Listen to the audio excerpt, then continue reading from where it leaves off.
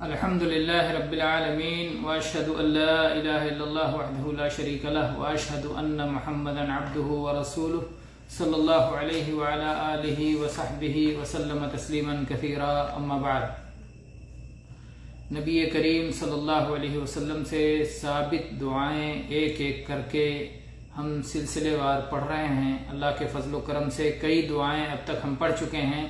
آج ایک نئی دعا لے کر ہم آپ کی خدمت میں حاضر ہوئے ہیں، اور یہ دعا ہے زید ابن ارقم رضی اللہ عنہ کی روایت جو صحیح مسلم میں ہے۔ آئیے پہلے حدیث کے الفاظ پڑھ لیتے ہیں۔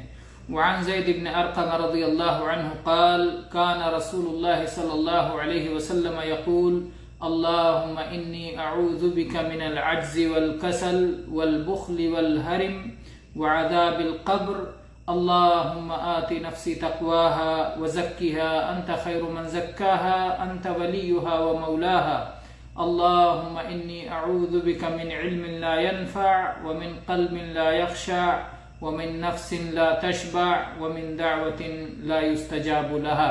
رواہ مسلم۔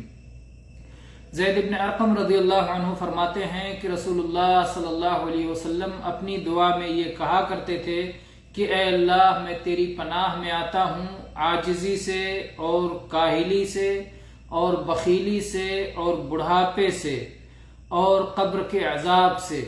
اے اللہ، تو میرے نفس کو اس کا تقوی عطا فرما دے اور تو اسے پاک کر دے۔ تو پاک کرنے والوں میں سب سے بہتر ہے، تو سب سے بہتر ذات ہے جو اسے پاک کر دے گا۔ اے اللہ، تو ہی اس کا مددگار اور تو ہی اس کا آقا ہے۔ اے اللہ، میں تیری پناہ میں آتا ہوں ایسے علم سے جو نفع نہ دے، اور ایسے دل سے جو پرسکون نہ ہو، اور ایسی جان سے اور ایسے نفس سے جو آسودہ نہ ہو، اور ایسی دعا سے جو قبول نہ ہو۔ تو اس میں بہت اہم دعائیں مانگی گئی ہیں۔ سب سے پہلے اللہ کے نبی صلی اللہ علیہ وسلم نے اللہ کی پناہ طلب کی ہے عاجزی اور کاہلی سے۔ عاجزی کسی کام پر طاقت نہ ہونے کو عاجزی کہتے ہیں۔ کسی کام کی طاقت نہیں ہے، کسی کام کی قدرت نہیں ہے تو اسے کہتے ہیں عاجزی۔ اور کسی کام کی قدرت ہے، طاقت ہے، اور اس کے باوجود اس کام کرنے کے لیے دل ارادہ نہ کرے، دل نہ چاہے، تو اسے کہتے ہیں کاہلی۔ تو اللہ کے نبی صلی اللہ علیہ وسلم نے ان دونوں چیزوں سے پناہ چاہی کہ اے اللہ، ایسا نہ ہو کہ میرے اندر نیکیوں کی طاقت ہی نہ رہے، میں تیری راہ میں خرچ ہی نہ کر سکوں، میں تیرے لیے قیام نہ کر سکوں، میں تیرے ذکر نہ کر سکوں۔ ایسی نوبت نہ آ جائے کہ میرے اندر خیر اور نیکی کرنے کی طاقت نہ رہے، میں اس سے عاجز رہ جاؤں۔ اور اے اللہ، ایسی صورت بھی نہ ہو کہ میں کاہلی کا شکار ہو جاؤں، طبیعت میں شوق ختم ہو جائے، رغبت ختم ہو جائے، نیکیوں کی تڑپ ختم ہو جائے، اور دل چاہے ہی نہ، نیکیاں کرنا نہ چاہے، خرچ کرنا نہ چاہے اللہ کی راہ میں، اللہ کے لیے قیام نہ کرنا چاہے، اللہ سے کے ذکر میں طبیعت کو اور قرآن کریم کی تلاوت پر طبیعت کو آمادگی نہ ہو، سستی اور کاہلی چھائی رہے۔ اے اللہ، ایسی صورت نہ آئے۔ اور اسی طرح سے اے اللہ، بخیلی سے تو محفوظ رکھنا، بخیلی سے تیری پناہ۔ بخیلی کیا ہے؟ اللہ تعالیٰ نے آپ کو کوئی نعمت دی ہے، آپ اس نعمت کے ذریعے دوسرے کو نفع نہ پہنچانا چاہیں تو یہ بخیلی ہے۔ اللہ نے آپ کو مال دیا ہے، اپنے مال سے آپ کسی کو نفع نہ پہنچانا چاہیں بلکہ سارا مال سمیٹ کے رکھے رہیں۔ اللہ نے آپ کو علم دیا ہے لیکن آپ علم نہ خرچ کریں، سمیٹ کے رکھے رہیں۔ اسی طرح سے اور بھی کوئی نعمت اللہ تعالیٰ نے دی ہو اور آپ اس کے ذریعے غیر کو فائدہ نہ پہنچانا چاہیں تو یہ بخیلی ہے، اور غیر کو نفع پہنچائیں تو یہ کرم ہے۔ تو اللہ سے کرم کا سوال کیا جاتا ہے، اور بخیلی سے اللہ کی پناہ طلب کی جاتی ہے۔ اسی طرح سے اے اللہ، بڑھاپے سے تیری پناہ۔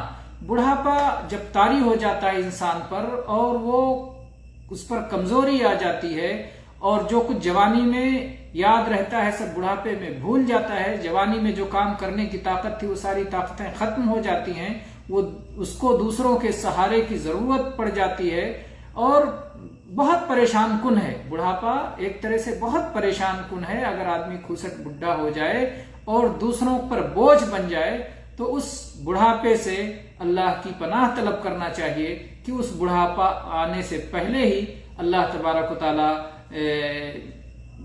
اس صورت کے آنے سے پہلے اللہ تعالیٰ اس دنیا سے ہمیں اس دنیا کی زندگی کو ختم کر دے، وہ بڑھاپا نہ آنے پائے۔ اس سے اللہ کے نبی صلی اللہ علیہ وسلم اللہ کی پناہ طلب کرتے تھے۔ اسی طرح سے آپ عذاب قبر سے پناہ طلب کرتے تھے۔ عذاب قبر سے پناہ کا کیا معنی ہے؟ عذاب قبر سے پناہ کا ایک معنی تو یہ ہے کہ قبر کے اندر جو عذاب ہے، جو جہنم کی لپٹ آئے گی، جو گرز سے مارا جائے گا، جو وہاں پر سانپ بچھو ہوں گے، جو قبر جو ہے دبائے گی ایک طرف سے، اور یہاں تک کہ ایک طرف کی پسلیاں دوسری طرف چلی جائیں گی، تو قبر کے اندر جو عذاب ہوگا اس عذاب سے اللہ کی پناہ طلب کی گئی۔ دوسرا معنی یہ بھی ہو سکتا ہے کہ اللہ ان اعمال سے ہماری حفاظت کر جو اعمال عذاب قبر کا سبب بنتے ہیں، جیسے چغل خوری، غیبت، اور اسی طرح سے پیشاب کے چھینٹوں سے نہ بچنا، اور اسی طرح سے اور بھی جو دوسرے بہت سارے گناہ ہیں جو عذاب قبر کا سبب بنتے ہیں، تو ان سے بھی اللہ کی پناہ طلب کی گئی ہے۔ اور اس کے بعد میں پھر اللہ کے نبی صلی اللہ علیہ وسلم نے اللہ تعالیٰ سے سوال کیا، اے اللہ میرے نفس کو تو اس کا تقوی عطا کر دے۔ اللہ تعالیٰ نے قرآن پاک میں فرمایا وَنَفْسٍ وَمَا سَوَّاهَا فَأَلْهَمَهَا فُجُورَهَا وَتَقْوَاهَا۔ اب اللہ نے قسم کھائی کہ نفس کی، اور نفس کے پوری طرح سے اس کے برابر بنانے کی، اور اس کے بعد اللہ نے فرمایا کہ اس کو اللہ نے فجور اور تقوی جو دونوں ایک دوسرے کے بالمقابل ہیں، اللہ نے ان کا الہام کر دیا۔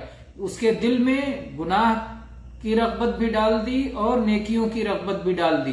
تو اللہ سے ہم وہی سوال کرتے ہیں کہ اللہ ہمارے نفس میں تو نیکیوں کی رغبت اور نیکیوں کا شوق اور پرہیزگاری اور حرام سے بچنے کی تڑپ اور لگن یہ اللہ ہمارے دل میں ڈال دے۔ تو اے اللہ ہمارے نفس کو تو تقوی عطا کر، پرہیزگاری عطا کر، یعنی حرام چیزوں سے تو اس کی حفاظت فرما دے، وزکیہا، اور اسے صاف ستھرا بنا دے۔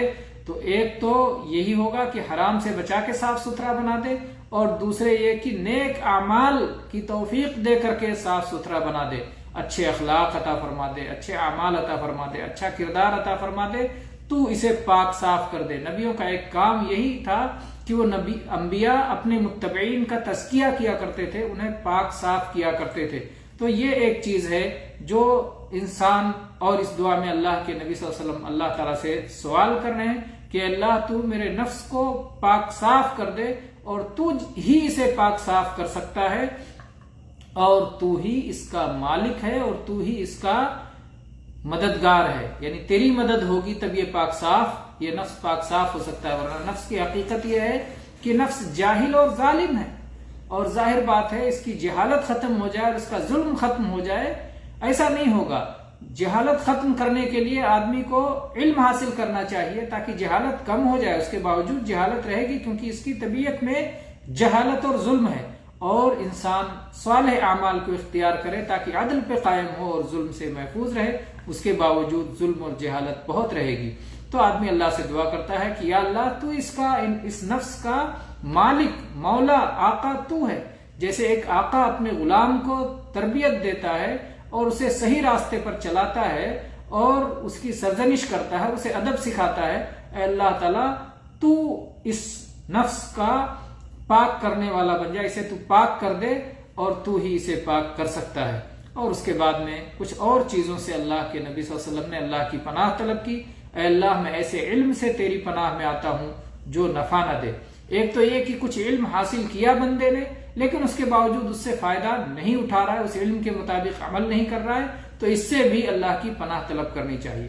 اور ایک ہے کہ بہت سارے علوم ہیں، انسان کبھی کبھی ایسے علوم کے حاصل کرنے میں اپنا وقت لگا دیتا ہے جو کہ نفع بخش نہیں ہوتے، اور صرف اتنا ہی نہیں کہ وہ نفع بخش نہیں ہوتے، بلکہ بعض اوقات بعض علوم ضرر رساں ہوتے ہیں، انسان کے عقیدے کو، انسان کے دل و دماغ کو تباہ کرتے ہیں، بلکہ دوسروں کو بھی نقصان پہنچاتے ہیں۔ جیسے جادو کا علم ہے، شر ہے پورا کا پورا، لوگوں کو اس کے ذریعے سے تکلیف پہنچایا جاتا ہے۔ اسی طرح سے علم نجوم وغیرہ ہے جسے شریعت نے حرام قرار دیا ہے۔